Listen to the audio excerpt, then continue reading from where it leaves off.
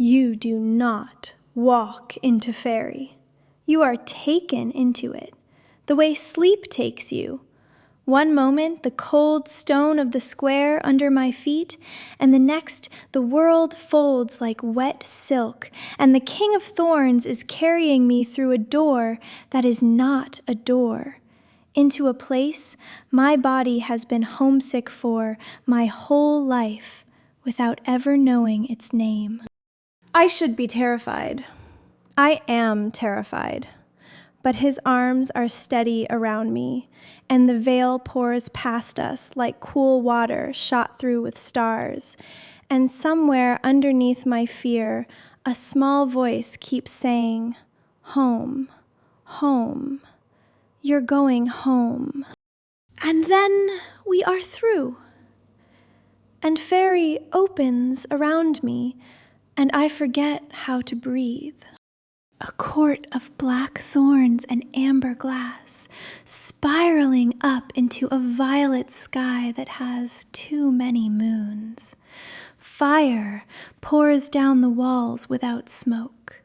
Briars, thick as my waist, climb the pillars, and where they climb, tiny white blossoms open, and I would swear on my life that they open faster when I pass. It's beautiful, I breathe before I can stop myself. And the king, still holding me, goes very still and says, low, "It has not been called beautiful in a long time, not by anything with a heartbeat." He sets me on my feet on warm black stone, careful, like I might break, and steps back, and the loss of his warmth is a colder thing than I want it to be. Listen to me, Wren, because these words may keep you alive. His silver eyes hold mine.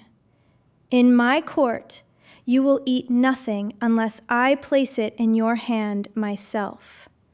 You will promise nothing, not a favor, not a dance, not a thank you. For here a promise is a chain, and you will never, ever give anyone your true name. A name freely given is a leash. Do you understand? I gave you mine, I say, in the square. I told you my name was Wren. And he looks at me strangely, and something almost like pain moves behind his eyes. Yes, he says quietly, you did. And I have been trying ever since to understand why that felt less like being handed a leash and more like being handed back something I lost. Before I can ask what he means, they begin to arrive. The court of the King of Thorns. They pour into the great hall like water finding its level. Beautiful, all of them. Beautiful in the way of things that have never once been kind. Skin like moonlight and mothwing. Eyes of amber and frost and burning gold. They move too smoothly. They smile too easily. And every single one of them turns to look at me, the mortal.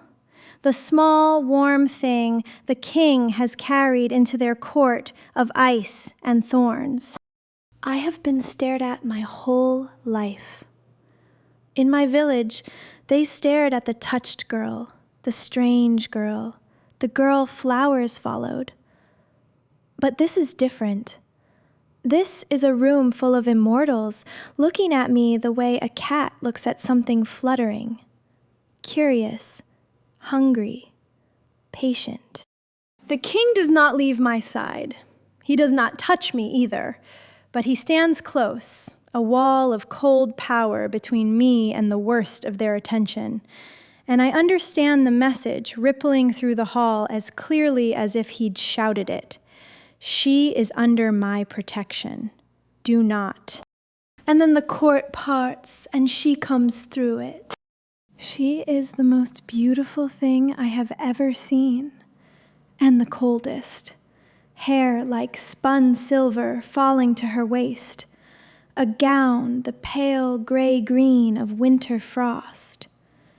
She moves like she has never once in her long life been told no. And when her eyes find me, they do not do what the others did. They do not go hungry. They go sharp. "My king," she says, and her voice is a lovely, lovely blade. "You've brought home a pet." A pause, delicate as a dropped pin. "How nostalgic of you. I did not think you kept warm things anymore. Not since the last time warm things disappointed you so." Lady Serene. Just her name. But there is a warning folded into it, and she hears it, and her perfect mouth curves. She comes closer, and the cold comes with her, and she looks at me the way you'd appraise a horse. Does it have a name, this little tithe? Or shall we simply call it what it is? A snack the king has decided to keep past supper. The old shame rises in me, hot and familiar. Every instinct I have spent 18 years building tells me to shrink, to make myself small, to be no one. And then I feel it, that warmth low in my chest, waking, and the black thorns wound round the nearest pillar shiver, and 3 white blossoms burst open at once, right beside Serene's silver head. The whole hall sees it. The whole hall goes silent, and Serene's smile does not falter. But something flickers behind her frost-pale eyes, something that, on a mortal face, I would call fear. "Her name," the king says quietly into the ringing silence, "is Wren, and she is my guest, Serene, which means she is, from this moment, the single most protected creature in this court. I would think very carefully before I forgot that." Then, just to me, his voice gentling in a way that makes the court lean in to try to hear it. "Come. You're exhausted, and you frightened my entire court by making flowers bloom. That's enough for one evening." They give me rooms. Not a cell, rooms. High in a tower of living briar, with a bed of moss and starflowers, and a window that opens onto all the impossible moons. A mortal girl in the chambers of a Fae court. I keep waiting to wake up on the cold floor of Marin's cottage. A servant girl brings me wine to settle me.